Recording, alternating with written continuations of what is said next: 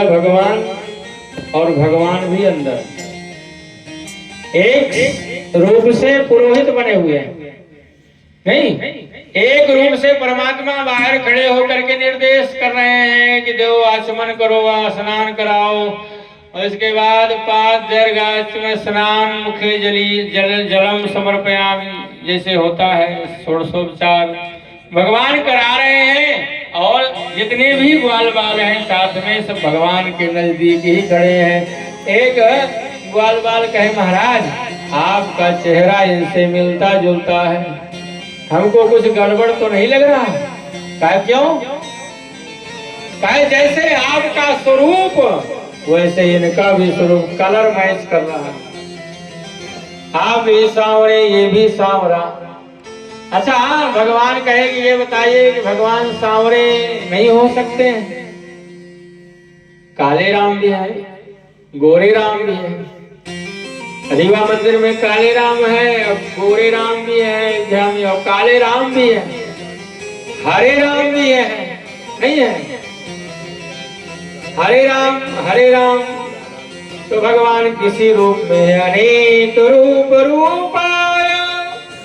भगवान कहे कि अनेक रूप में परमात्मा है, आप उनका ध्यान करो और ध्यान करके पूजन करवाए। पूजन करने के बाद प्रसाद भोग लगवाया, भोग लगाने के बाद कहा इनकी परिक्रमा करो।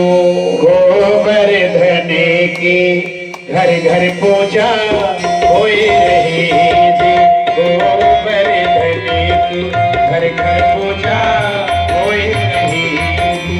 कोई तो चढ़ावे देखो, कोई तो चढ़ावे देखो दूध के धार। गोवर्धन की घर घर पूजा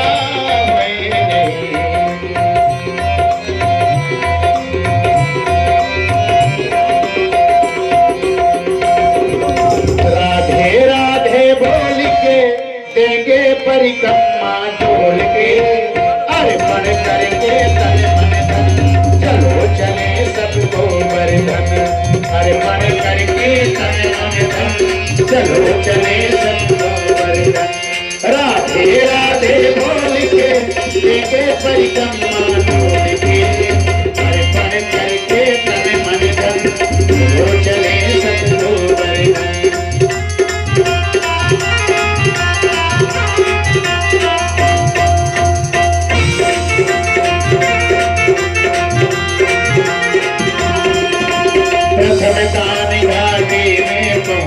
जा गिरधारी को लेके शीश झुका, प्रथम दान घाटे में पहुंचे जाए। गिरधारी को लेके शीश झुका, षोडश करत मन में नगर परिक्रमा की तैयारी कर।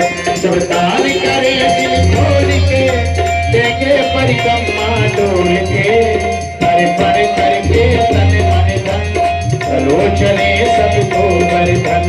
अर्पण करके तन मन धन चलो चले सब गोवर्धन।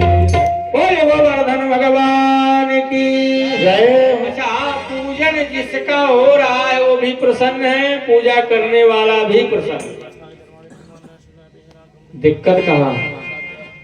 दिक्कत यहाँ है जिसका पूजा कट गया वो उनको सूचना किसके द्वारा? कौन है जो सूचना पहुंचाया? कहा नारद जी महाराज।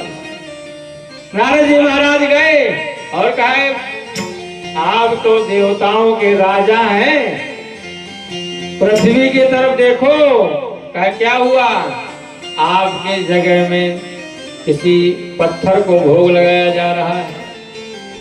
बहुत बड़ा पहाड़ है, 7 कोस का है, जो आपका इंद्र का पूजन होता था कि आप वर्षा कराते थे, आज वह भी बंद हो गई क्योंकि आपको भोग नहीं लगा।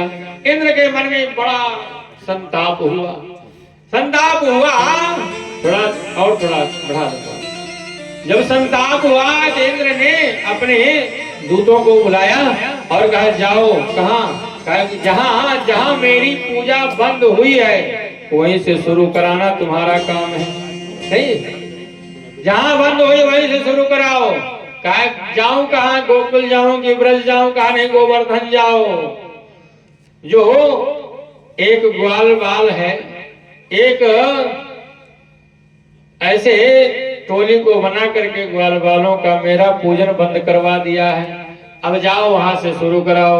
आए हैं वो श्यामर्तक में महाराज, जैसे आए और ऊपर से देखा यहाँ स्तुति हो रही थी, परिक्रमा हो रही थी।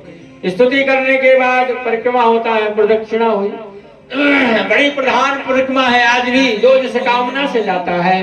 गोवर्धन भगवान आज भी उसी कामना को जरूर पूरी करते हैं। कामदगिरि भगवान और गोवर्धन भगवान ऐसे ऐसे पर्वत हैं जो आज भी वरदान देते हैं भगवान बन करके। ऐसे गोवर्धन भगवान के पास आए श्यामर्तक मेघों ने ऊपर से हाथी के सूंड के समान बारिश किया। तो भगवान ने सोचा ये ग्वाल बाल है, ये तो जानते नहीं है कि कौन बारिश करा रहा है। इंद्र को भगवान ने समझ गए कि इंद्र का काम है। क्यों सूख स्वान रख मृगराज। बाबा ने कहा ये कौन है? कहा ये स्वान है कि नहीं, मृगराज। इसलिए ये भाग करके जैसे कोई भजन करता है, कोई तपस्या करता है, तो इंद्र को बड़ा अंदर से होता है। जैसे दुल्हा सजा, जैसे लगन हुई। बैठ जाइए, थोड़ा बैठ जाइए बाबू, बैठ जाइए।